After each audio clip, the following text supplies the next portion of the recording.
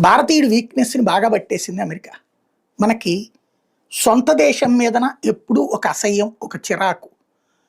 కట్టుకున్నోడి పట్ల భార్య, కట్టుకున్న దాని పట్ల భర్తకి ఉండే ఒక చులకన భావం.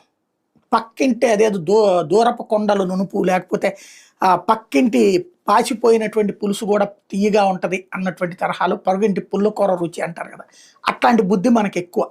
ఈ బుద్ధినే క్యాచ్ చేసుకుంటాయి యూరప్ దేశాలు. మన దేశంలో షాపింగ్ మాల్‌లో పనిచేయడం చిరాకు. అమెరికాలో పెట్రోల్ బంకులో లేకపోతే గనక టాయిలెట్‌లో పనిచేయడమైనా ఇష్టమే. ఇది మన సహజ సిద్ధమైన లక్షణం. కాబట్టి దాన్ని క్యాచ్ చేసుకోవాలనుకుంటుంది. తత్కాల్ టైప్‌లో ఇప్పుడు ఎమర్జెన్సీ దోపిడీ. అర్జెంట్‌గా వీసా ఇంటర్వ్యూ కావాలా? $1000 కట్టు. ఇచ్చేస్తారు. తొందరగా స్లాట్ వచ్చేద్ది. కట్టేస్తారు మనోళ్ళు. నో ప్రాబ్లమ్ $1000 అంటే 82,000 $83,000 అని లెక్కేసుకుంటారు. మాక్సిమం ఒక్కోసారి అప్పుడు రూపాయి